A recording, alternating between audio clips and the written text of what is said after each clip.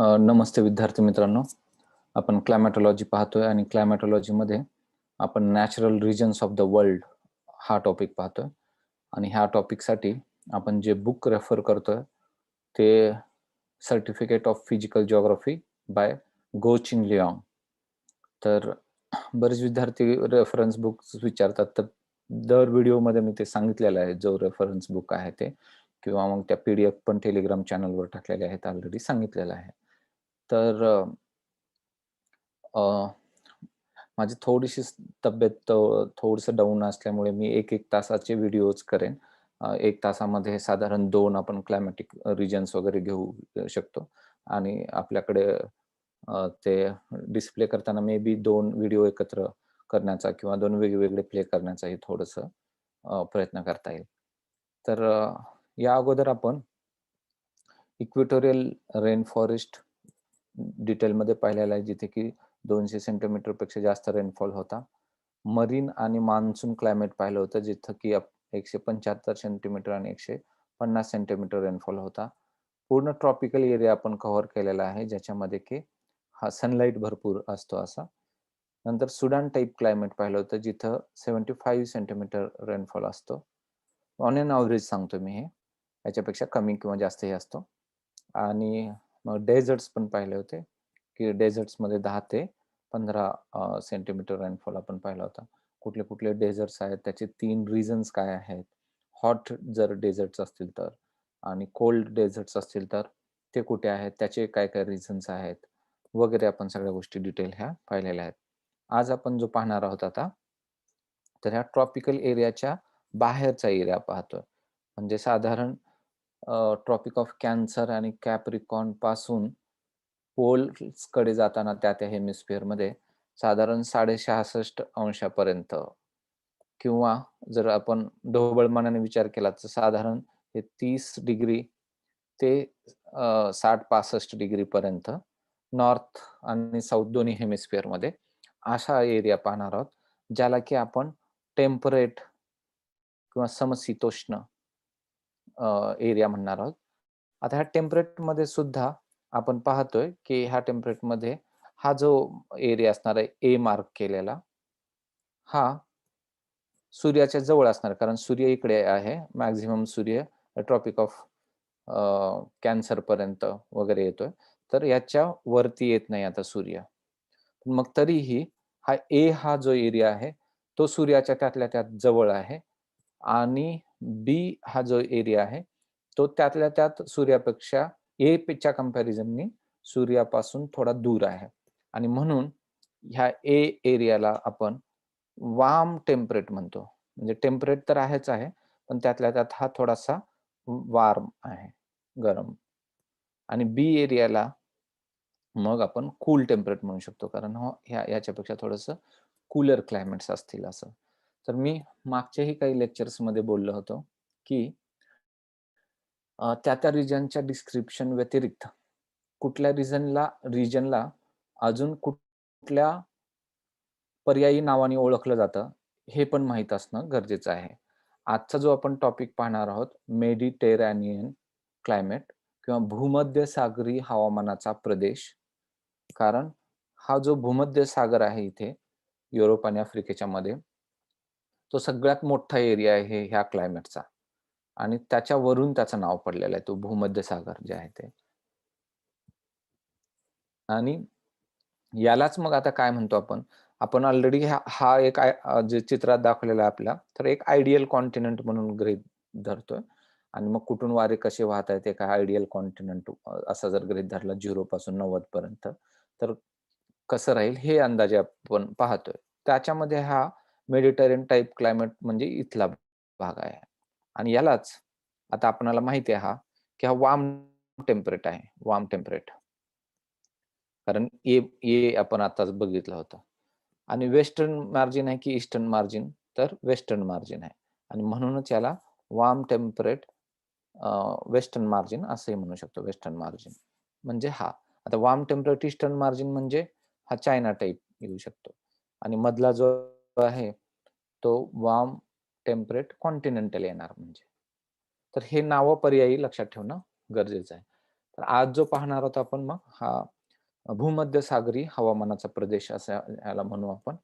आणि इथला जो भूमध्य सागर आहे, तर त्याच्यामध्ये आपण पाहतोय कंपॅरेटिव्हली, की सगळ्यात जास्त एरिया कव्हर केलेला आहे. पण अदरवाईज हा सगळ्या कॉन्टिनेंटमध्ये अंटार्क्टिका सोडून हे क्लायमेट दिसून येतं. जसं की हे नॉर्थ अमेरिकेमध्ये पण तो मार्क केलेला दिसतोय किंवा साऊथ अमेरिकेमध्ये दिसतोय, आफ्रिकेमध्ये दिसतोय. आफ्रिकेमध्ये खरं तर साऊथ म्हणजे सदर्न आफ्रिका पण दिसतोय आणि नॉर्थ आफ्रिकामध्ये पण आहे तो किंवा ऑस्ट्रेलियामध्ये पण आहे. आणि इनफॅक्ट जर तुम्ही हा भाग बघितला, तर हा एशियाचा भाग आहे. म्हणजे टर्की, लेबनन, सीरिया, तिथे सायप्रस वगैरे, इस्राईल. तर ह्या सगळ्या कंट्रीजमध्ये हे सिमिलर टाइप ऑफ क्लायमेट आहे. म्हणून ह्या सगळ्या क्लायमेट कंट्रीजमध्ये दिसेल. वेस्टर्न मार्जिनला जर तो एरिया साधारण 30 ते 40 डिग्री मध्ये असेल तर. साउथ असो किंवा नॉर्थ असो, नॉर्थ किंवा साउथ 30 ते 40 डिग्रीच्या मध्ये असला पाहिजे. आता हा जरी एरिया आपण पाहिला, तर साधारण हा 30 डिग्री नॉर्थ ते 40 डिग्री नॉर्थच्या दरम्यान आहे किंवा हा एरिया आता पाहिला, तर हा सुद्धा मग 30 डिग्री ते 40 डिग्री हे साउथ हेमिस्फिअरमध्ये आहे. मग हे 30 डिग्री कारण इथेच बघतोच आहे आपण. 30 डिग्री ते 40 डिग्रीच्या दरम्यान वेस्ट कोस्टला असणार आहे. ह्या वेस्ट कोस्टला, ह्या वेस्ट कोस्टला, ह्या इथल्या वेस्ट कोस्टला, इथल्या वेस्ट कोस्टला, इथे पण, इथे पण. तर 30 टू 40 डिग्रीला. आणि हा क्लायमेट जे होता, तो होण्याचं मुख्य कारण काय होतं? तर shifting of wind belt. Wind belt हे समर आणि विंटरमध्ये सूर्याच्या अपॅरंट मूव्हमेंटनुसार ते नॉर्थ किंवा साऊथला शिफ्ट होतात आणि त्याच्याबरोबरच हाय प्रेशर सेंटर पण शिफ्ट होतो. विंटरमध्ये ते हाय प्रेशर खाली आलेलं असतं, म्हणजे विषुववृत्ताकडच्या बाजूला. आणि हे जे मेडिटेरियन एरियाज जे दाखवलेले आहेत, ते सगळे ऑनशोर वेस्टर्ली विंडच्या एरियात येतात. जे की ऑलरेडी मी सांगितलेलं आहे. तुम्ही त्या विंड्स तुम्हाला ऑलरेडी व्हिडिओ पाहिलेला असेल. नसेल पाहिला तर तो पाहायला लागेल तरच ते लक्षात येईल. आणि त्याच्यामुळे मग हे फक्त विंटरमध्ये रेनफॉल होणारा हा एरिया आहे. समरमध्ये रेनफॉल नसतो. इनफॅक्ट बाकी सगळीकडे समरमध्ये रेनफॉल होतो तेही जास्त. आणि इथे समरमध्ये रेनफॉल नाही आणि विंटरमध्ये मात्र रेनफॉल आहे. इथे विंटरमध्ये रेनफॉल झाला नसता, तर हे डेझर्टच असते. आणि हे सगळे एरिया जे आहेत आत्ता पण डेझर्टला लागून आहेत. आता इथल्या आटाकामा डेझर्टला लागून आहे. इथे नामीब आणि बोट्स्वानाच्या तो कालाहारी डेझर्टला लागून आहे. इथे वेस्ट ऑस्ट्रेलियन डेझर्टला लागून आहे. इथे सहारा डेझर्टला लागून आहे किंवा इथे अरेबियाच्या सुद्धा डेझर्टला लागून आहे. इथेही यूएसएच्या डेझर्टला लागून आहे. तर एक लक्षात घ्या, हे सगळे डेझर्टला लागूनच आहेत. आणि केवळ विंटरमध्ये पाऊस पडतो म्हणून हे डेझर्ट होता होता वाचलेले पण आहेत. त्यामुळं आणि तसं का झालंय ते शिफ्टिंग ऑफ विंड बेल्ट जे आहे ते त्याचं कारण आहे. आता हे आहे कुठल्या एरियामध्ये मग ह्या भूमध्यसागरी हवामानाच्या एरियाच्या जवळ जर पाहिलं, तर आफ्रिकेमधले मोरोक्को, अल्जेरिया, ट्युनिशिया हे ह्या नॉर्थचे देश आहेत. तर तिथे हा मेडिटेरियन टाइप क्लायमेट आहे नॉर्थला. मोरोक्कोला पण आहे, अल्जेरियाला पण आणि ट्युनिशियाला पण. आणि पुढे थोडाफार लिबियाला पण. इकडे आपण जर पाहिलं एशियामध्ये, तर हा टर्कीचा एरिया किंवा इथं सीरिया, लेबनन, इस्राईल हे जे एरियाज आहेत, तर तिथं तो मेडिटेरियन क्लायमेट आहे. आणि मेडिटेरियन जेव्हा केव्हा म्हणू, सिंपल लक्षात ठेवायचं की विंटरमध्ये रेनफॉल होणार. म्हणजेच हा जर तुमचा अर्गोग्राफ असेल असं जानेवारी, फेब्रुवारी, मार्च येते, तर आपण ऑलरेडी पाहिलंय की जून, जुलैमध्ये सगळ्यात जास्त टेम्परेचर असतात. आणि इकडे जानेवारी किंवा डिसेंबरमध्ये हे कमी टेम्परेचर आहे. याच्यावरून आपल्याला हा नॉर्थ हेमिस्फिअर मधला एरिया आहे कळू शकतं. कारण नॉर्थ हेमिस्फिअरमध्ये जून, जुलैमध्ये असतं टेम्परेचर जास्त. साउथ हेमिस्फिअरमध्ये याच्या उलटं. तर पाऊस इथे नसणार म्हणजे जून, जुलैमध्ये. कारण समर आहे हा, विंटरमध्ये असणार म्हणजे ह्या ठिकाणी कुठेतरी पाऊस असल्याचं दिसेल. असा ग्राफ दिसला तर ओळखायचं की हा मेडिटेरियनचा ग्राफ आहे किंवा तो उलटा असा असेल, तर तो एकतर साउथ हेमिस्फिअरला मध्ये राहील मग आणि पाऊस जो आहे तो कमी टेम्परेचर असताना असणार म्हणजे पाऊस इथे असणार कमी टेम्परेचरमध्ये म्हणजेच विंटर हा त्याचा अर्थ होतो. पुढे आपण बघणारच आहोत ते. याच्या व्यतिरिक्त स्पेनला आणि पोर्चुगलला पण म्हणजे हा आयबेरियन पेनिन्सुला ज्याला म्हणतो आपण, तिथं मेडिटेरियन टाइप क्लायमेट आहे. फ्रान्सचा साऊथ भाग जो आहे इथे मार्सेली वगैरे शहराच्या आसपास, तर तिथे मेडिटेरियन टाइप क्लायमेट आहे. किंवा इटलीचा, ग्रीसचा हा साऊथ भाग जो आहे, तर तिथे सुद्धा मेडिटेरियन टाइप म्हणजे भूमध्य सागराला लागून सगळं पूर्ण एरिया त्यांनी कव्हर केलेला आहे, असं एकंदरीत दिसतंय. USA मध्ये मग बघितलं तर सेंट्रल कॅलिफोर्निया ज्याच्यामध्ये की लॉस एंजेलिस, सॅन फ्रान्सिस्को, सॅक्रामेंटो त्याची कॅपिटल कॅलिफोर्नियाची. हे सगळे शहरं येतात. कॅलिफोर्नियातला मध्ये लॉस एंजेलिसलाच म्हणजे जवळच त्याच्या लॉस एंजेलिस शहराच्या हॉलिवूड आहे. हॉलिवूड म्हणजे तिथे मूव्हीचं शूटिंग होतं आणि मूव्हीचं शूटिंग होण्यासाठी स्काय क्लिअर लागतं. जर मूव्हीचं शूटिंग झालं आणि मध्येच रेनफॉल वगैरे सुरू झाला आणि तो स्टोरीचा पार्ट नसेल, तर ते अडचण होऊ शकतं. म्हणून असे प्लेसेस खास करून शोधल्या जातात, की जिथं स्काय क्लिअर आहे. म्हणून मग जास्त इथं हे मेडिटेरियन टाइप क्लायमेट कारण समर पूर्ण ड्राय असल्यामुळे ढग नसतं आणि क्लिअर स्काय असतं. शूटिंगला सोपं जातं.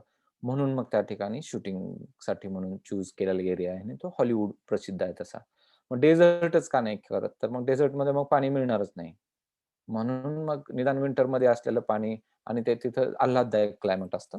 म्हणून समर्स जे एकदम ड्राय असतात, तर अशा ठिकाणी ते इंडस्ट्री डेव्हलप झालेली आहे तिथं हॉलिवूड म्हणून. जे की लॉस एंजेलिस शहरापासून साधारण 30 किलोमीटर अंतरावर आहे. ह्याच्याबरोबर हे सेंट्रल चिली, हे चिलीचा जो एरिया आहे सॅन्टियागो, तर इथे पण हे मेडिटेरियन टाइप क्लायमेट आहे. खरं तर हे सगळ्यात बेस्ट जर कुठे डेव्हलप झालं असेल तर ते चिलीमध्ये झालेलं आहे. एकदम परफेक्टली जर एक्झाम्पल म्हटलं तर. पण तरीही नाव याचं हे भूमध्यसागरी हवामान असं म्हटलं जातं चिलियन वगैरे म्हणण्यापेक्षा कारण जास्त एरिया जास्त आहे इथे. म्हणून त्याला मेडिटेरेनियन क्लायमेट असं म्हणतात. विंटरमध्ये रेनफॉल होणाऱ्या ह्या क्लायमेटला. पश्चिमी वारे हे ऑनशोर येतात विंटरमध्ये आणि ह्याच काळामध्ये समरमध्ये म्हणजे हे बेल्ट जे आहेत हाय प्रेशरचा इथं आलेला असतो. प्रत्येक समर म्हणजे सूर्य इकडे वरती आलेला आहे आणि त्यामुळे सगळे बेल्ट जे आहेत ते नॉर्थ जातात आणि इथून हे असे ट्रेड विंड्स व्हायला लागतात ऑफशोअर आणि म्हणून आता जर ह्या भागातून असे विंड्स येत असतील, तर ते पाणी घेऊन येणार नाहीत. ह्या भागातून असे विंड्स येत असतील तर. हे सिमिलरली इकडे हे असं होतं आणि त्यामुळे विंटरमध्ये मग जेव्हा हे हाय प्रेशर सेंटर विंटरमध्ये खाली जातो हाय प्रेशर. म्हणजे विंटरमध्ये सन इकडे आलेला असतो म्हणजे साउथ हेमिस्फिअरमध्ये आणि त्यामुळे वेस्टर्ली जे विंड्स आहेत हे हाय प्रेशर टू इकडचा जो लो प्रेशर असतो.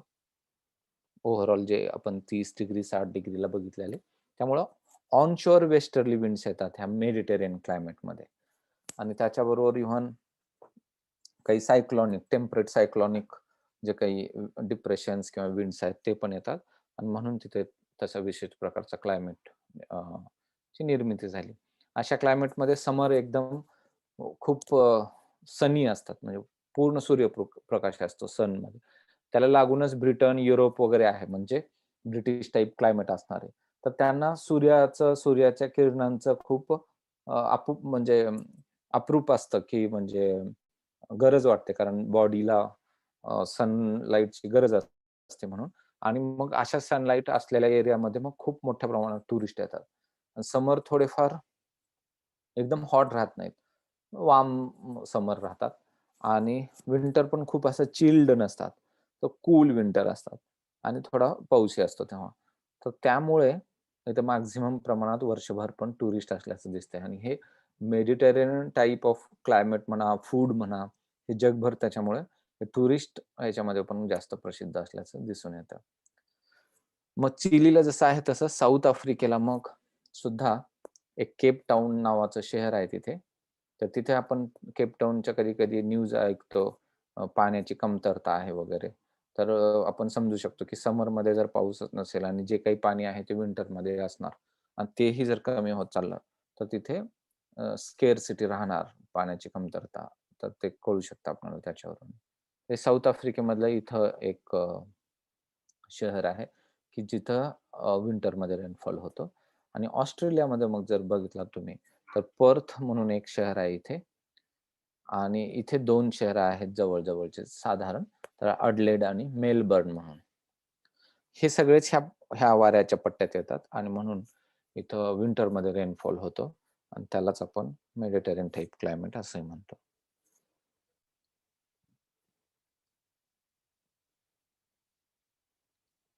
ह्याचं इम्पोर्टंट कॅरेक्टरिस्टिक्स काय? ते it is characterised by dry warm summer. Summer हे वार्म आहेत, एकदम हॉट पण नाहीत आणि हे ड्राय आहेत. समरमध्ये रेनफॉल नाही आहे. तसं पाहिलं तर हे एकमेव क्लायमेट असतं. कोपननं ह्याचं क्लासिफिकेशन केलंय. कोपन नावाचे जे जर्मन सायंटिस्ट होते त्यांनी आणि ह्या क्लायमेटला कॅपिटल सी आणि एस स्मॉल अशा प्रकारचं त्याचं नॉमेनक्लेचर केलेलं आहे. ते आपल्याला वेळ मिळाला तर आपण ते कोपनचं क्लासिफिकेशन बघणार पण आहोत. विंड्स जे आहेत, वारे, दे आर ऑफशोर ड्युरिंग समर. तर समरमध्ये हे विंड्स हे अशा दिशेने वाहतात आपण पाहिलं होतं. ट्रेड विंड्स आहेत किंवा हे असे. मग ते जर जमिनीकडून समुद्राकडे येणार असतील हे वारे, तर मग पाऊस यायचा काही प्रश्नच नाही. आणि rainfall is in winter because of onshore westerly. मग विंटरमध्ये हे खाली जेव्हा हाय प्रेशर सेल गेला, तर असे हे सगळे वेस्टर्ली येत असतात. मग वरती पण पाऊस पडतो, त्याचबरोबर खाली पण पडतो. इथं वरती पण पडतो, त्याचबरोबर खाली. अशा पद्धतीनं वेस्टर्ली विंड्स हे ऑनशोर असतात विंटरमध्ये आणि त्याला लागूनच जो वरचा भाग असणार आहे, तिथे वर्षभरच पाऊस पडणार असं मग समरमध्ये पण आणि विंटरमध्ये. कारण हे वर्षभर वारे असणारच आहेत. इथे मात्र ऑनशोर आणि ऑफशोर विंड्स जे आहेत समर आणि विंटरमध्ये चेंज होतात. म्हणूनच ह्याला आपण मेडिटेरियन टाइप म्हटलंय. बेसिक कॉज काय जर विचारलं ह्या क्लायमेटचं तर शिफ्टिंग ऑफ विंड बेल्ट्स. वाऱ्याचे जे बेल्ट्स आहेत किंवा ते मग हाय प्रेशर आणि लो प्रेशरचे बेल्ट्स आहेत, ते सूर्याबरोबरच ते शिफ्ट होत आहेत. तर ते मेन याचं कारण आहे. ह्याच्यावरती क्वेशन हे विचारलेला आहे. शिफ्टिंग ऑफ विंड बेल्ट हे मेन कारण आहे मेडिटेरियन क्लायमेटचं. हे it is best developed in Chile, but it has great extent around Mediterranean Sea, so it is known as Mediterranean type climate. तसं पाहिलं तर चिलीमध्ये सगळ्यात बेस्ट डेव्हलप झालंय. तरीही नाव भूमध्य सागरावरून पडलं कारण जास्त एरिया तिथे कव्हर आहे. इथलं क्लायमेट जर पाहिला तर सुदिंग क्लायमेट आहे. एकदम बेस्ट वाटणारं क्लायमेट आहे. खूप सनशाईन आहे, अबंडंट सनशाईन. सनशाईन लोकांना लागतं. आता ट्रॉपिकल एरियामध्ये आपल्यासारखे जे राहतात, त्यांना सनशाईनचं एवढं कौतुक वाटत नाही, कारण ऑल टाईम आपल्याकडे सनशाईन असतं. पण जे युरोपमध्ये वगैरे नॉर्थ साइडला राहतात, त्यांना सनशाईन मिळणं बॉडीला वगैरे, तर ते गरजेचं वाटतं आणि जिथं सनशाईन खूप जास्त आहे, तर त्याचं खूप त्यांना कौतुक असतं. आणि विंटर पण माईल्ड आहेत, म्हणजे सिव्हिअर विंटर नाही आहेत. सहजच म्हणजेच मग हे मस्ती एकदमच असं टुरिस्ट सारखं, पिकनिक सारखं करण्यासाठी म्हणूनच हे सगळे एरियाज प्रसिद्ध आहेत. म्हणून पार्टीज आणि हॉटेल्स आणि टुरिस्ट सेंटर्स हे इथे मोठ्या प्रमाणामध्ये डेव्हलप झालेलं दिसतंय आणि हे फूड पण आपण ऐकत असतो मेडिटेरियन टाइप फूड वगैरे हे सगळीकडे प्रसिद्ध त्यामुळेच जास्त आहे. This climate experiences hot dusty winds of Sirocco, which originate in Sahara Desert. या सहारा डेझर्ट मधून खाली इकडून येणारे मेडिटेरियनकडे जाणारे जे विंड्स आहेत ते मेनली सिरोक्को नावाने आहेत. त्यांना लोकली काही ठिकाणी वेगवेगळ्या नावाने पण ओळखलं जातं. जसं की इजिप्तमध्ये त्याला खामसीन म्हटलं जातं. लिबियामध्ये त्याला जिबली म्हटलं जातं. तर हे विचारलेलं पण आहे हे खामसीन आणि सिरोक्कोची पोझिशन कुठे आहे ते. तर ते माहीत असणं गरजेचं आहे. ह्याला ना तर हे सहारा वाळवंटाकडून इकडे जात असल्यामुळे त्याच्यामध्ये डस्ट वगैरे सहारा वाळवंटातले मिक्स होते आणि ते कित्येकदा ते डस्ट आणि इकडं भूमध्य सागर क्रॉस केल्यानंतर त्याच्यामधून मॉइश्चर पण कॅरी करतात ते वारे सिरोक्को नावाचे. एकतर ड्राय आहेत सहारा डेझर्टमधून निघताना. त्याच्यामध्ये वाळू मिश्रित आहे तसं. आणि पुढे जाऊन मॉइश्चर पण मिक्स होतं आणि पुढे जाऊन जेव्हा कोस्ट येतं युरोपचं मग इटली, ग्रीस आणि तिथं जेव्हा रेन होतं तर ते थोडंसं लालसर कलरचा रेन होतो कारण त्याच्यामध्ये ते मिक्स पण आहे ते धूळ वगैरे आणि त्याला ब्लड रेन म्हणतात मग. ब्लड रेन तसा कलर असल्यामुळे पण. मग हे ह्या वाऱ्यांमुळे होतं सिरोक्को. सिरोक्को हे लोकल विंड्स आहेत आणि ते हॉट पण विंड्स आहेत. पण याच्या बरोबरच फ्रान्समध्ये रोन व्हॅली म्हणून आहे ह्या ठिकाणी साधारण. तर नॉर्थकडून साऊथला त्या रोन व्हॅलीमधून येणारे मिस्ट्रल नावाचे असे एकदम थंड वारे आहेत. मग ते कधी-कधी ते खूप फास्ट पण वाहतात ते थंड वारे आणि त्याचबरोबर बोरा नावाची पण विंड्स आहेत इकडे एड्रियाटिक सीमध्ये म्हणजे इटलीच्या ह्या भागात. इथे जिथं जुना युगोस्लाव्हिया जिथं होता त्या. हा सी म्हणजे एड्रियाटिक इथला. तर बोरा इथं तुम्हाला दिसतं हे नाव. बोरा नावाचे जे वारे आहेत ते पण तसेच थंड वारे आहेत आणि त्याची पण स्पीड बऱ्याचदा म्हणजे 100 किलोमीटर पर आवर पेक्षा जास्त होते कधी-कधी. मग 100 किलोमीटर होणं म्हणजे झाडं उलमडून पडतात. तर खूप जास्त स्पीडने वाहणारे थंड वारे ते पण थंड वारे. कारण हे पण नॉर्थने येतात, ह्या नॉर्थ साइडने आणि ते मिस्ट्रल पण नॉर्थने येत होते आणि त्यामुळे हे थंड वारे आहेत हे पण लक्षात ठेवा. रेनफॉल जर बघितलात तर काही-काही ठिकाणी 50 सेंटीमीटर वगैरे आहे डेझर्टच्या साइडला. थोडं मग नॉर्थ साइडला वगैरे बघितलं ब्रिटिश टाइप क्लायमेट ज्याला म्हणू आपण. त्या साइडला बघितलं तर ते 100 सेंटीमीटर वगैरे वाढतं. कधी-कधी हे साउथ हेमिस्फिअर, नॉर्थ हेमिस्फिअरमध्ये डिफरन्सेस असतात त्या-त्या ह्याच्यानुसार, एरियानुसार आणि म्हणून थोडे डिफरन्सेस आहेत तसे. पण ऑन एन एव्हरेज आपण हे गृहीत धरू, की इथे 80 सेंटीमीटरचा रेनफॉल हा पडतो. आतापर्यंत आपण मग बघितलं होतं, की रेन फॉरेस्टमध्ये 200 सेंटीमीटर आपण गृहीत धरला होता हा पाऊस. मरीन टाइपमध्ये मग 175, मान्सून टाइपमध्ये 150, आपण सुडान टाइपमध्ये 75 सेंटीमीटर आणि डेझर्टमध्ये साधारण 10 ते 15 सेंटीमीटर. तशा पद्धतीने आता मेडिटेरियन टाइप जर म्हटलं, आपण 80 सेंटीमीटर वगैरे साधारण हे म्हणजे कोणाचे कुठल्यापेक्षा कोणाला जास्त पडेल, कमी पडेल याची कधी-कधी क्वेशन विचारलेले आहेत. डिक्रीजिंग आणि इन्क्रीजिंग ऑर्डर. तर ते ओळखता यावं म्हणून मग मी ते सांगतो तुम्हाला. पण हा असा जरी असला तरी rainfall differs from place to place. मग डिपेंडिंग ऑन द रिलीफ म्हणजे डोंगर काय आहे तिथे काय नाही त्याच्या नुसार पण तिथे फरक पडतो लोकल लेव्हलला किंवा मग थोडं समुद्रापासून म्हणजे आतल्या बाजूला आहे का काय वगैरे त्याचा थोडाफार फरक पडतो. पण तिथं सायक्लोन्स जे आपले टेम्परेट सायक्लोन आहेत टेम्परेट, तर त्याचा इफेक्ट किती आहे बाबा? टेम्परेट सायक्लोन जर असेल, तर त्या ठिकाणी जास्त पाऊस पडेल. टेम्परेट सायक्लोन जर कमी येत असतील एखाद्या ठिकाणी, तर तिथं कमी राहील. अशा प्रकारे ते थोडासा रेंजचा फरक काय आहे, तेवढ्या range. Annual range of temperature जर बघितलात तुम्ही, तर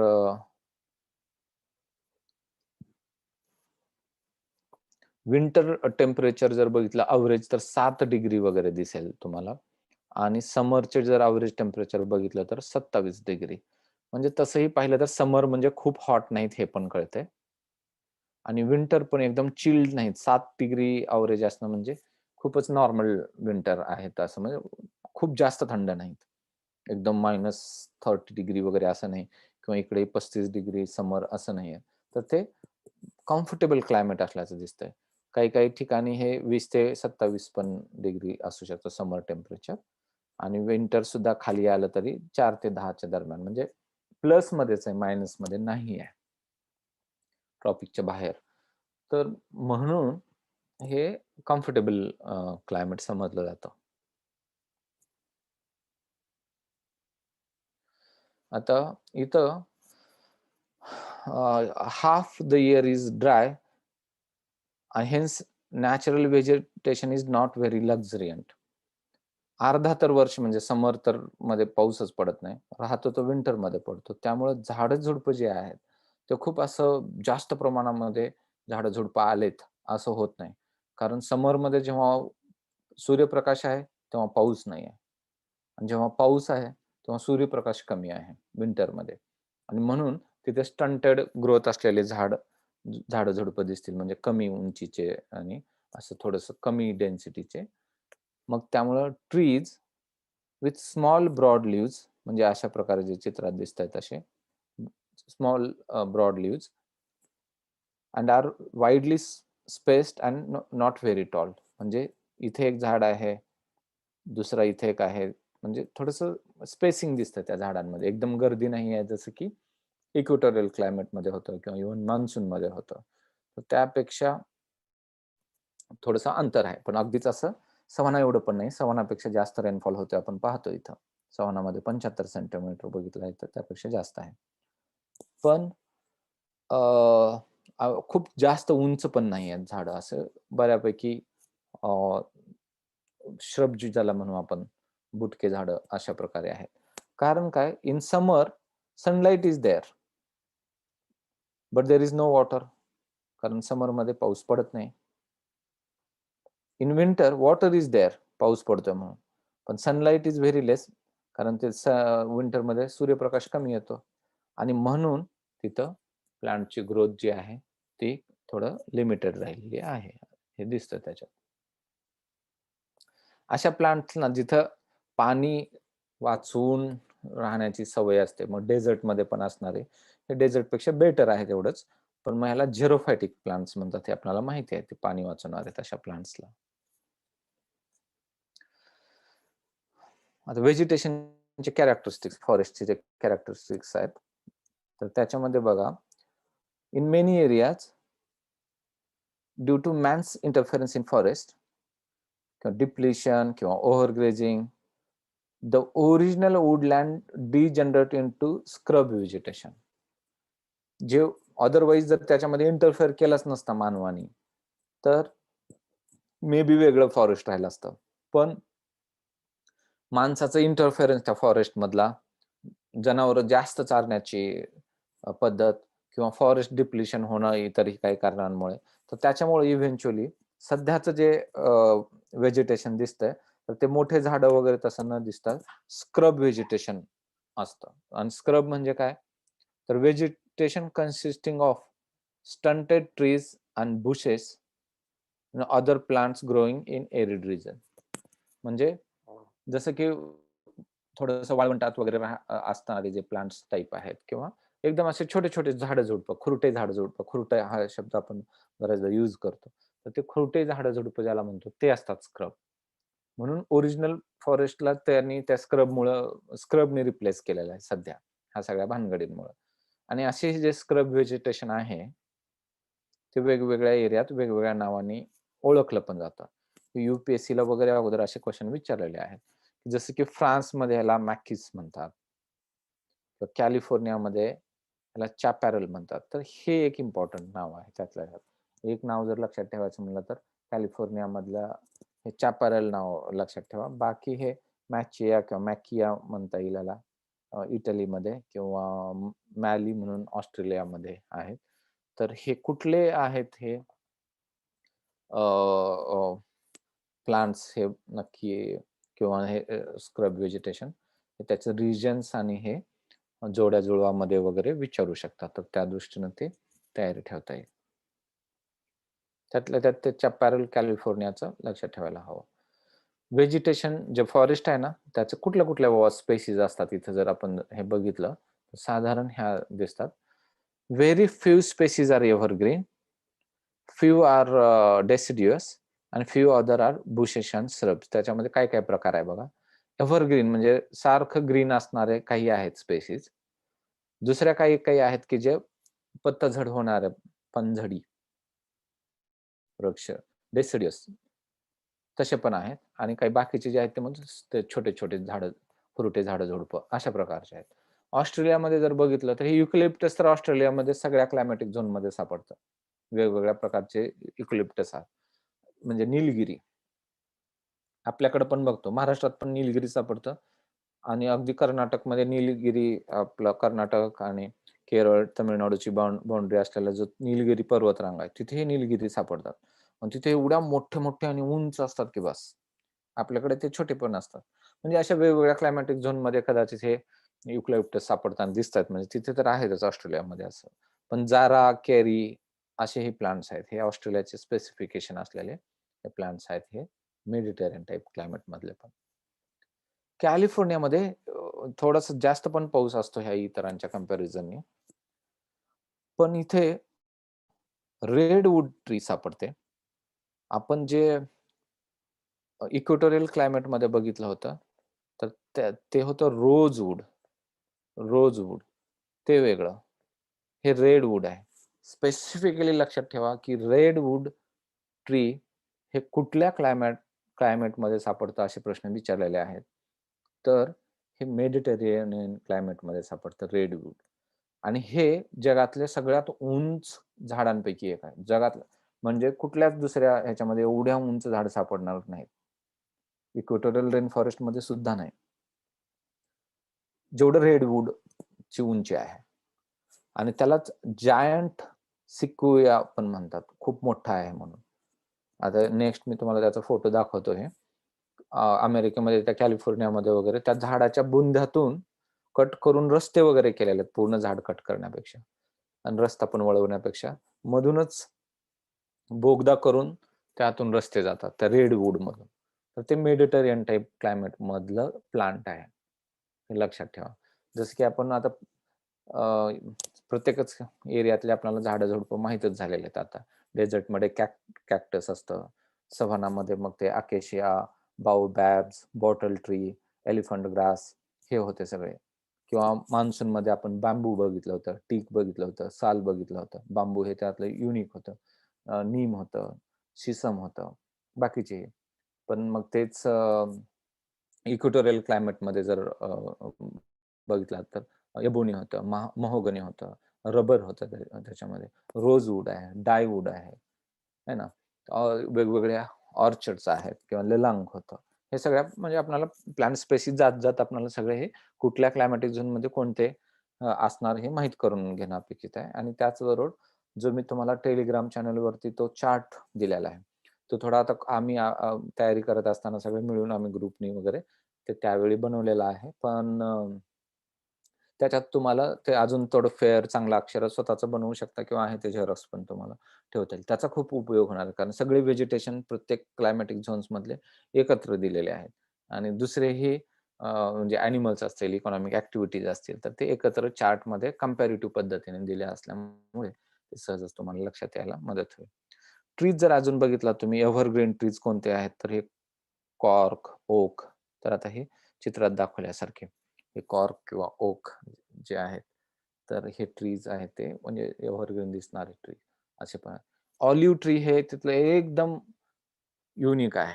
जसं मी म्हणालो की रेडवूड ट्री हे एक युनिक आहे मेडिटेरियन टाइपचं. तर ऑलिव्ह हे पण मेडिटेरियनचं आहे आणि ते ऑलिव्ह ट्री पासून ते असे बीन्स पण म्हणजे ते हे मिळतात फ्रुट्स त्याचे आणि त्याच्यापासून तेल पण आणि भरपूरच अजून टॉपिंग्ज म्हणून पण यूज केलेले वगैरे असतात.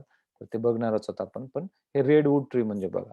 आता हे मानव एवढा जर उंच दिसत असेल, तर किती मोठा आहे रेडवूड हे पण दिसतं. अजूनही तुम्ही जर सर्च केलात तर अगदी त्या बुंध्यातून रोड, रस्ते वगैरे केलेलं दिसेल रेडवूड ट्रीच्या. ते भूमध्यसागरीय हवामानामधले. ह्या मेडिटेरियन टाइपमध्ये तसं वाईल्ड लाईफ म्हणलं ना, हत्ती, घोडे, सिंह हे ते, तर असं काही इथं विशेष काही दिसत नाहीये. ह्या एरियामध्ये. पण मग इकॉनॉमिक ॲक्टिव्हिटीज किंवा लोक लाईफ तिथं कसं आहे बाबा माणसांचं काय? तर ते असं आहे, की हे जे आहे, हे सिट्रस फ्रुटसाठी लिंबू वर्गीय जे फ्रुट्स आहेत, त्याच्यासाठी खूप फेमस आहे. म्हणजे त्याच्यामध्ये पर्टिक्युलरली ऑरेंजेस. ऑरेंजेस हे खूप प्रसिद्ध आहेत ह्या मेडिटेरियन टाइप क्लायमेटमध्ये. किंवा olive is the most important fruit crop आणि अदर्स आर ऑरेंजेस. त्यानंतर फिग किंवा ग्रेप्स म्हणजे द्राक्षे किंवा अंजीर किंवा ऑरेंजेसला आपण संत्री म्हणतो ते ऑलिव्ह हे सगळे आता हे ग्रीन ऑलिव्ह आहेत हे दाखवलेले, पण पुढे अजून काही चित्र असतीलच मी दाखवतो तुम्हाला. मग इथं सगळे फ्रुट्स येत असल्यामुळे मेडिटेरियन टाइप क्लायमेटमध्ये खूप मोठ्या प्रमाणात ह्या जगामध्ये जसं आपण इक्वेटोरियल रेन फॉरेस्टला एवढे झाडं होते, की त्याला लंग्स ऑफ द वर्ल्ड म्हटलं होतं. तसं मेडिटेरियन टाइप क्लायमेटला एवढे फ्रुट्स वगैरे आहेत, की याला ऑर्चर्ड्स ऑफ द वर्ल्ड म्हणतात. World's orchard land. ऑर्चर्ड किंवा बगीचा farming is characteristics of Mediterranean region. Hence, it is called as the world's orchard land. खूप बगीचाच असल्यासारखा, फ्रुट्सचा बगीचा असल्यासारखा मेडिटेरियन टाइप. तसं ग्रासलँड्सला आपण पाहणार आहोत, की त्याला ग्रेनरीज ऑफ द वर्ल्ड म्हणतात. धान्याचं कोठार. तशा प्रकारे फ्रुटचं कोठार कुठं आहे म्हटलं तर हे भूमध्यसागरीय हवामानाचा प्रदेश असा. हे ऑलिव्हचं फ्रूट हे इनफॅक्ट आपल्या पिझ्झावर वगैरे पण ते गोल-गोल टाकलेले टॉपिंग्स जर दिसत असतील असे, तर ते पण ऑलिव्हला कट करून ते टाकलेले वरती राहतात. किंवा ह्याचं ऑइल पण असतं, जे एडिबल ऑइल जे आपण खाण्याला यूज करू शकतो. कॉस्टली आणि हे चांगल्या प्रतीचं ऑइल म्हणून ते प्रसिद्ध आहे. आणि अशा अशा प्रकारे हे ऑलिव्हचं हे मेडिटेरियन टाइपचं वैशिष्ट्य असलेलं हे फ्रूट क्रॉप आहे. किंवा ऑरेंजेस, संत्री. इनफॅक्ट हे आता इथं प्रत्येक एरियाच्या आता एवढ्या सगळ्या कॉन्टिनेंटमध्ये हे दिसतंय क्लायमेट. परत प्रत्येक कॉन्टिनेंट वाईज, प्रत्येक देशावाईज हे जे काही संत्री आहेत, त्यांची चव पण वेगवेगळी आहे आणि त्याची क्वालिटी, त्याची साईज वगैरे सुद्धा फरक आहे. म्हणून ह्या एरियातून येणारा एक स्पेसिफिक ऑरेंज हा तिथे प्रसिद्ध आहे आणि म्हणून जगभर हे खूप मोठ्या प्रमाणात तिथले ऑरेंजेस हे प्रसिद्ध आहेत किंवा द्राक्षे खूप प्रसिद्ध आहेत ह्या एरियात आणि म्हणूनच इनफॅक्ट द्राक्षे खाण्यासाठी कमी असं डायरेक्ट, पण वाईन मेकिंगसाठी खूप मोठ्या प्रमाणात ह्या ठिकाणी यूज केले जाते आणि ह्या जगातल्या सगळ्यात मोठ्या वायनरीजचे युनिट्स हे तुम्हाला हे मेडिटेरियन टाइप क्लायमेटमध्ये दिसतील. म्हणजे वाईन पासून मद्य बनवण्याची जी गोष्ट आहे, ती हे मेडिटेरियन टाइप वाईन पासून म्हणतो मी, द्राक्षापासून वाईन बनवण्याची जी गोष्ट आहे, तर ती हे मेडिटेरियन टाइप क्लायमेटमध्ये दिसून येते. आणि अशा ऑर्चर्ड्स आहेत मोठमोठ्या प्रमाणात. सारखं हे फ्रुटच्याच बाग बगीचे आहेत तिथे मेडिटेरियनमध्ये. आणि इकॉनॉमिक ॲक्टिव्हिटी जर बघितलात तुम्ही, तर 85% of grapes produced go for wine making. म्हणजे 15%च ते डायरेक्टली खाल्ले जाणार. पण अदरवाईज मग 85% जे आहेत, तर ते डायरेक्ट वाईन मेकिंगसाठी तिकडे फेस्टिव्हलच आहेत. म्हणजे आता फ्रान्समध्ये किंवा इतरही तिकडेच्या एरियांमध्ये. तर ते पूर्ण ग्रेप्स काढल्यानंतर फार्ममध्ये त्या एका मोठ्या टबमध्ये टाकले जातात आणि मग तो वाईन मेकिंगचा जो सीझन असतो, तो ग्रेप हार्वेस्टिंगचा, तर तो मोठ्या प्रमाणात सेलिब्रेट केला जातो. तुम्ही पाहिला पण असणार आहे मूव्हीजमध्ये इकडे-तिकडे, की ज्याच्यामध्ये सगळे ते पूर्ण फॅमिली मेंबर्स किंवा त्यांचे वर्कर्स वगैरे मिळून तिथे डान्स करतात त्या द्राक्षांच्या टबमध्ये, द्राक्ष खाली टाकून पायाने आणि मग त्याचं ते ज्यूस काढून मग पुढे ते वाईन मेकिंगची प्रोसेस सुरू होते. तर ते डान्स करण्याची जी गोष्ट आहे ती म्हणजे ते सेलिब्रेशनचा एक प्रकार आहे आणि त्याचं सिग्निफिकन्स त्याचं दिसतं ते वाईन मेकिंग हे मेडिटेरियन टाइप क्लायमेट मधलं. आता हे तर देश जे आहेत स्पेन म्हणा, पोर्चुगल म्हणा किंवा फ्रान्स आणि इटली म्हणा, म्हणजे त्या मेडिटेरियन मधले युरोपच्या साइडला असलेले. तर त्याच्यामध्ये वाईन हे नॅशनलच ड्रिंक आहे. जसं आपल्याकडे चहा वगैरे घेतो पाहुणे आल्यावर आपण सगळ्यांच्या समोर सगळ्या सोबत. तशा प्रकारे त्यांच्याकडं सगळ्यांच्या सोबत वाईन घेण्याची प्रथा आहे येणाऱ्या-जाणाऱ्यांना किंवा काय. तर म्हणजे इट्स अ नॅशनल ड्रिंक आणि प्रत्येक एरियामधून त्याचं पण क्वालिटी ठरलेली आहे. ह्या एरियामधल्या ह्या द्राक्षापासून हे बनवलं तर त्या वाईनला वेगवेगळे नाव आहेत. कारण त्याच्या टेस्टमध्ये ते डिफरन्सेस आहेत. म्हणून स्पेनमधून जी वाईन बनते त्याला शेरी म्हणतात. पोर्चुगलमधून जे बनते त्याला पोर्ट वाईन म्हणतात. फ्रान्समधून जे बनते ते शॅम्पेन म्हणतात. तेच तशाच पद्धतीने जर इंडियात आपण बनवलं किंवा दुसऱ्या कुठल्याही ठिकाणी फ्रान्समध्ये शॅम्पेन हा एरिया आहे. तिथे बेस्ट क्वालिटी द्राक्षापासून ती बनवलेली आहे म्हणून त्याला शॅम्पेन म्हणतात. जगभर प्रसिद्ध आहे आणि कॉस्टली वाईन म्हणून प्रसिद्ध आहे. तर तशाच प्रकारे जर जगभरात इतर ठिकाणी बनवली गेली त्या एरियातल्या द्राक्षापासून, तर त्याला स्पार्कलिंग व्हाईट म्हणतात. पण ऑब्व्हियसली टेस्टमध्ये फरक असणार. Sparkling white. पण कारण हे शॅम्पेन हे व्हाईट कलरची आहे म्हणून आणि बाकीचे जे आहेत ते रेडिश कलरचे. तर बुरगुंडी म्हणून रोन व्हॅलीमध्ये, हे पण फ्रान्समध्येच आहे किंवा इटलीमध्ये शियांती, मार्शला अशा ह्या वाईनचे प्रकार आहेत आणि हे सगळे नाव तुम्हाला माहीत असणं अपेक्षित आहे. तसं पाहिलं तर हे पी पासून पी आहे, एस पासून एस आहे. शॅम्पेन हे नाव म्हणजे तिथल्या आता डिस्ट्रिक्टचंच नाव आहे बघा लक्षात राहिलं. हे शियांती, मार्शाला इटलीमधले नाव. तर त्याच्यामध्ये लक्षात ठेवता येईल. कारण याच्यावरती जोड्या-जुळवामध्ये क्वेशन यू-पी-एस-सीला अगोदर विचारलेले आहेत. तर वाईन मेकिंगमध्ये मग असे रेडिश कलरचे जे शियांती किंवा चियांथी अशा नावाची इटालियन वाईन हे अशा प्रकारचं आहे. किंवा हे पोर्ट वाईन जे आहे ते पोर्ट पोर्चुगलचे आहे. शॅम्पेन जे आपण म्हणतो जसं म्हणलं की ह्याला स्पार्कलिंग व्हाईट पण म्हणतात आणि it comes from the Champagne district of France. अशा प्रकारे मग ऑरेंजेस जर विचार केला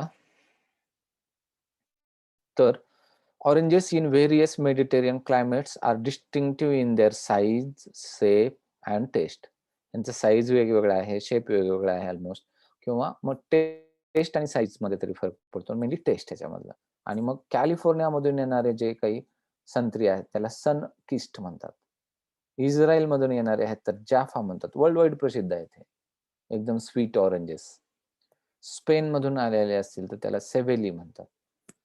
तर अशा प्रकारचे हे ऑरेंजेस जे आहेत ते प्रसिद्ध आहेत. आता हे जाफा असं वरती लिहिलेलंच आहे. कारण हे कुठून आलेले आहेत, काय क्वालिटीचे आहेत कळावे म्हणून. ह्याची थिक जे फ्रूटच्या बघा हे स्किन जे असते ते थिक असते. कॉन्झर्व्ह करण्यासाठी मधलं ज्यूस. जर स्किन जर थिन असती, तर कदाचित थोडं जरी प्रिझर्व्ह नाही केलं, ऊन वगैरे असेल, तर ते ज्यूस मधलं ट्रान्सपिरेशन होऊन जाईल ना पाण्यात. ते होऊ नये म्हणून ते अडॉप्ट केलेलं आहे. स्किन एकदम थिक असते. आणि हे सनकिस्ट कॅलिफोर्नियाचे ऑरेंजेस. हे सगळे हे प्रसिद्ध ऑरेंजेस आहेत मग. ऑलिव्हज जर बघितलं, तर olive tree is the most typical of Mediterranean. जसं बांबू हे सव्हाना आय मीन मान्सूनचं एक टिपिकल एक्झाम्पल होतं. बांबू म्हटल्यानंतर मान्सून. तसं ऑलिव्ह म्हटल्यानंतर हे मेडिटेरियन.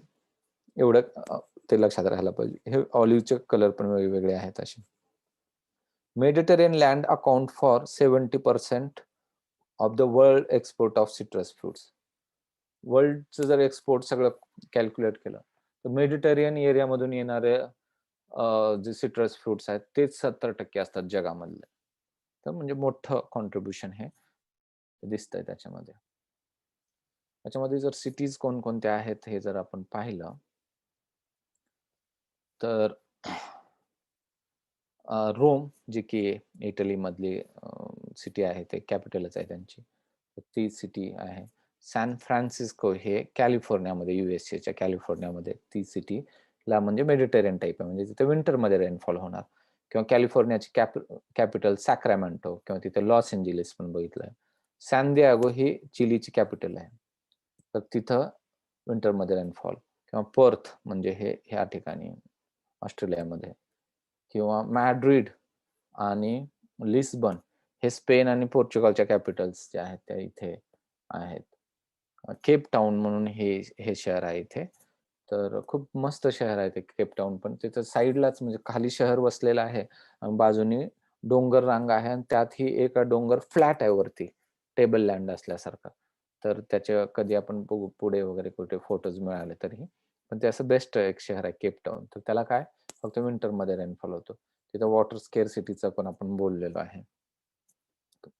त्यानंतर अडलेड आणि अडलेड तर हे याच्यामध्ये ऑस्ट्रेलियामध्ये आहे. अंकारा हे टर्कीची कॅपिटल आहे आपल्या एशियामधले. तर हे साधारण ह्या ठिकाणी येते. आणि मार्सेली फ्रान्समध्ये, म्हणजे इथे मिस्ट्रल जिथे येतात त्या ठिकाणीच आहे मार्सेली फ्रान्समध्ये. कोस्टला आहे. खूप सुंदर शहर आहे ते पण. एकदमच सुंदर शहर आहे ते मार्सेली. तर हे सगळे शहर जे आहेत, तर ते मेडिटेरियन टाइप क्लायमेट आहे. पर्थ, रोमचे मी जस्ट 1-2 टाकलेत. पण तुम्ही हे शहर इनफॅक्ट सर्च करून त्याचे फोटोज पण बघू शकता तुमच्या मोबाईलवरती वगैरे, कारण त्याच्याने अजून एक्झॅक्टली आयडिया येईल. शहर पण त्या निमित्ताने माहिती होऊन जाते. अर्गोग्राफ्स जर बघितला, अर्गोग्राफ्समध्ये आपण टेम्परेचर आणि रेनफॉल बघत असतो. तर तुम्हाला लक्षात येईल की विंटरमध्ये रेनफॉल असणार आहे समर पेक्षा.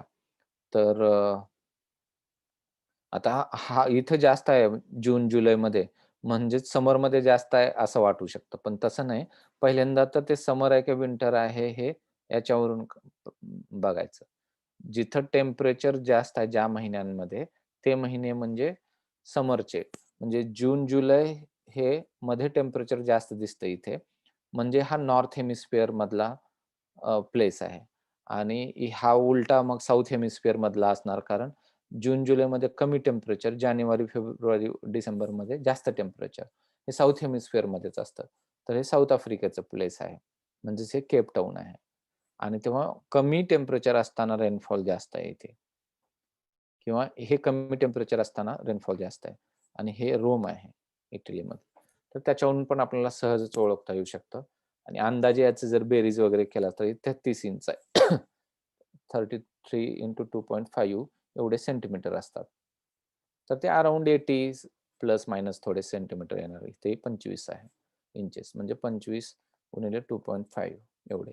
तर तुम्हाला साधारण लक्षात येईल की 80च्या आसपास रेनफॉल आहे किंवा 50 ते 100च्या दरम्यान तो व्हॅरी पण होऊ शकतो. तसं तर एक 5-10 मिनिटाचा खरा एक व्हिडिओ आहे हा. मी तर तसं तुम्ही घरीच पाहावं अशी अपेक्षा आहे. पण तुम्ही जर दुसरे व्हिडिओज पाहत बसलात तर त्यात वेळ पण जाऊ शकतो. आणि ते एका ठिकाणी सगळंच ह्याच व्हिडिओमध्ये मिळावं ह्या अपेक्षेने मी आत्ता तुम्हाला हा प्ले करतो. पण मला कळवा तुम्ही मला कमेंट्समध्ये वगैरे, की व्हिडिओ इथं प्ले करणं योग्य आहे, की तुम्ही तुमचं पाहता हे पण. आणि दुसरं एक लक्षात ठेवा, व्हिडिओमध्ये काय बोललं जातंय, हे काही खूप त्याच्याकडे लक्ष ठेवायची गरज नाही. कारण ते मी ऑलरेडी टीच केलेलं आहे तसं महत्त्वाच्या गोष्टी परीक्षेच्या दृष्टीने. ते जे काही सांगितलं जाणार आहे त्यापेक्षा ते लँडस्केप कसं दिसतंय किंवा काय, हे जर तुम्ही माहीत करून घेतलात तर ते जास्त बेटर राहील. तर मी आत्ता तर व्हिडिओ प्ले करतो आणि नंतरचे व्हिडिओ मे बी आपण स्किप. व्हिडिओ तुम्ही घरी अशा प्रकारचे जे आहेत ते तुम्ही स्वतः पहा पण. त्याच्याने जास्त चांगली आयडिया येईल.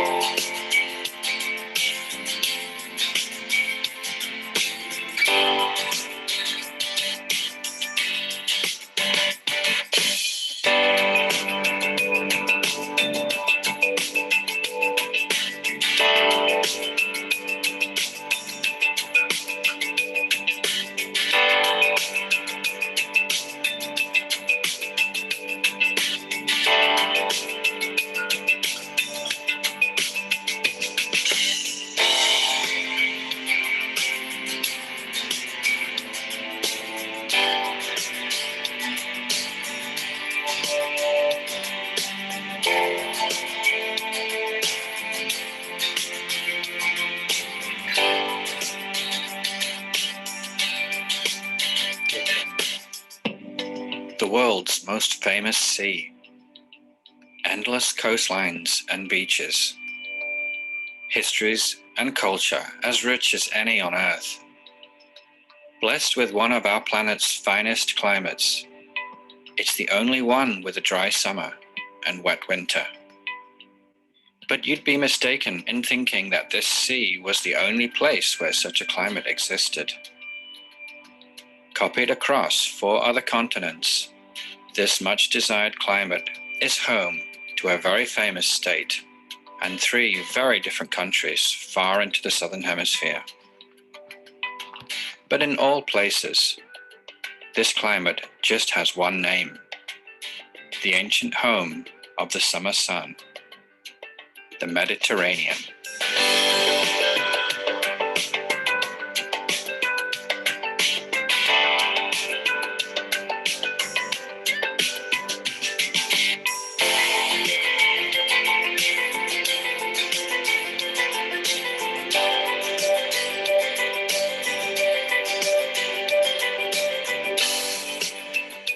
As we continue our journey in this series from equator to poles, it's now time to consider the second of the 3 climates occupying the temperate areas of the mid-latitudes, the Mediterranean climate. This climate zone has a similar temperature range to the humid subtropical that we covered in our last episode, between 20 and 35 degrees in summer and 5 to 20 degrees in winter. But the most immediate and striking aspect of this climate is in its rainfall pattern. Most world climates have their rainfall peak in the hottest months of the year, while others have year-round rain. But only one reverses the most common pattern.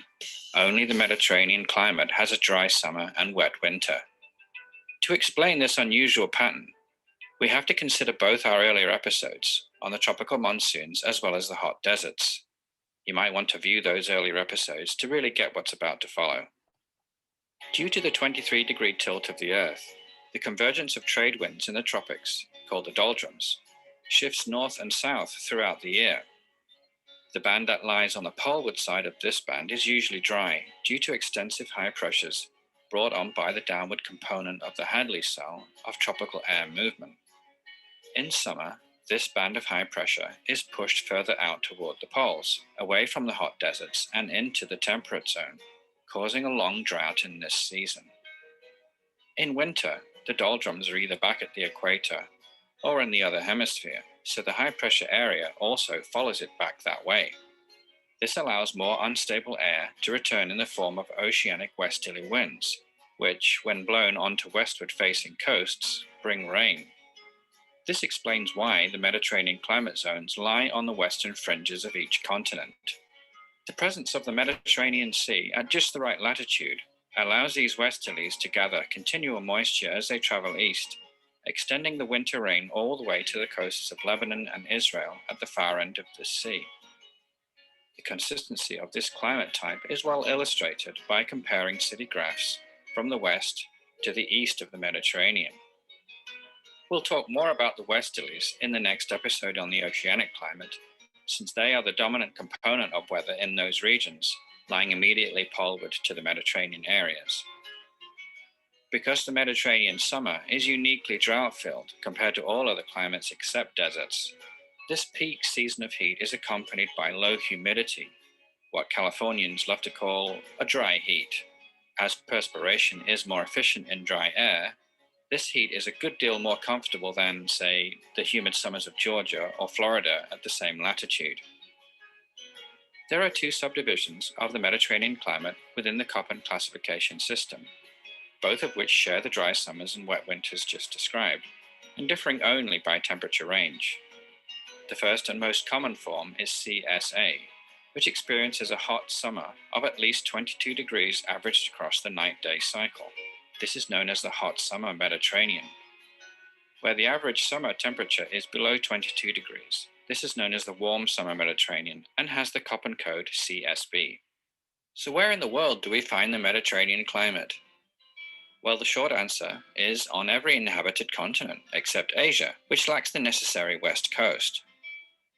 We begin in Europe and the sea from which this climate gains its name.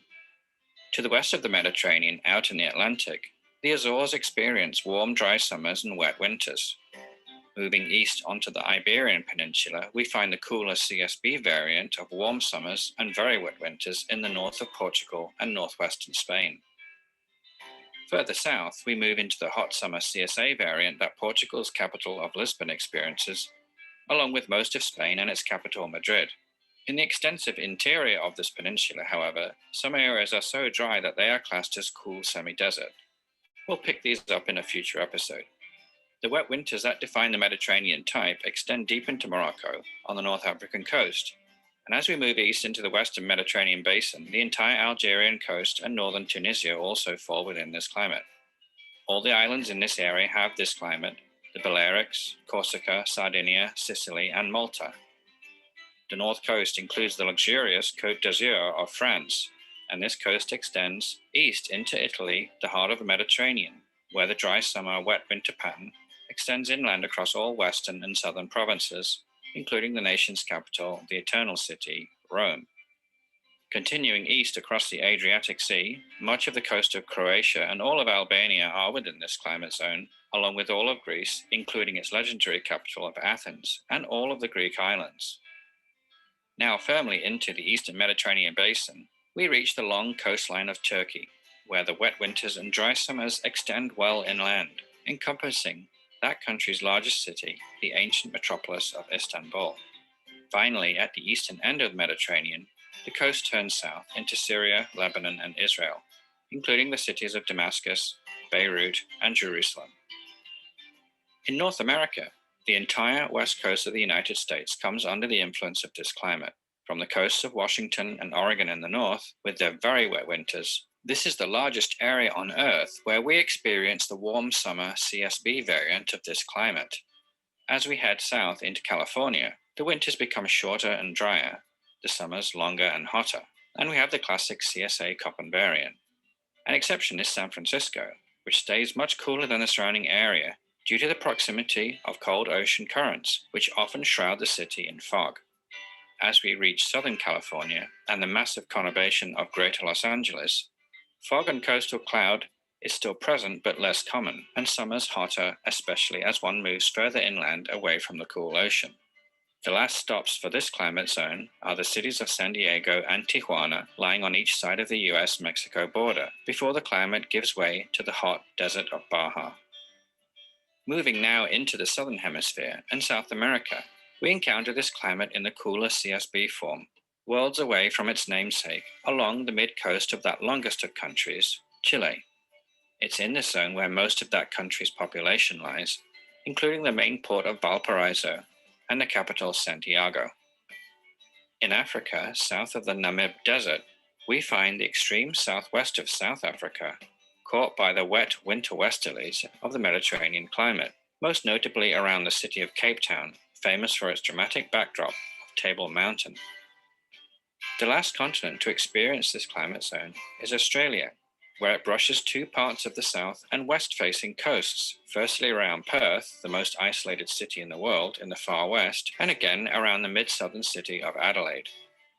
Despite its dispersal across so many continents of the globe, the Mediterranean climate is proven as a particular inconsistent type by comparing temperature and rainfall graphs across each of these areas. So what kind of landscapes and vegetation do we find in the Mediterranean climate? Throughout the world, plants have adapted to survive the drought of summer, which, occurring at the hottest time of the year, places a particular challenge due to the very high evapotranspiration rates.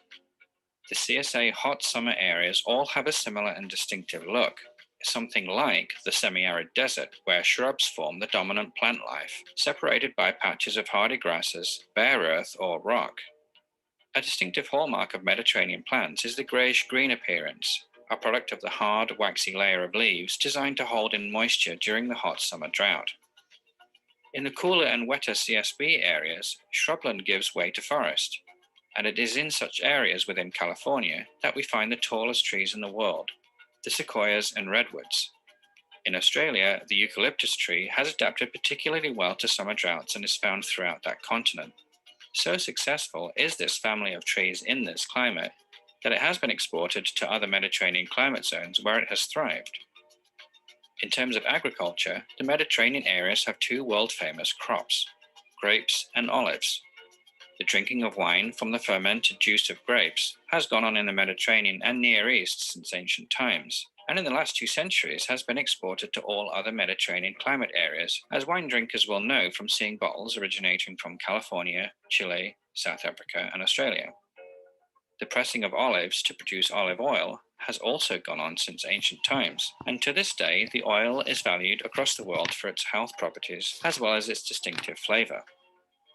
Many other crops are grown in these regions, of course, particularly wheat and citrus fruits, but these are more common in other climates than grapes and olives. The Mediterranean climate type is an example where climate has directly had an impact on humanity outside the world of agriculture. In one case, the Mediterranean itself is the world's most popular tourist area, seeing 1/3 billion visitors per year. With its endless coastlines and historical and cultural attractions, tourists come here in the summer knowing that they can enjoy guaranteed sunshine and warm weather. A second example is less obvious, and that is the world movie capital of Hollywood, California. In the early days of movie production, when film needed bright light, production companies located to Los Angeles, where for most of the year they could be guaranteed bright sunshine and no rain that would otherwise interrupt the shooting of movies.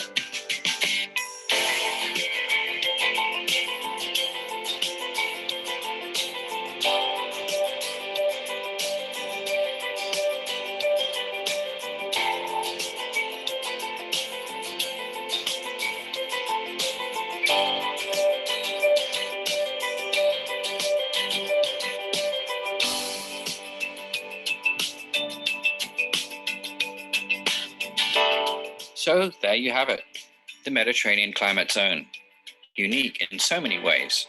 And if I may say, my personal favorite, having spent over a decade living in such zones both in Australia and California.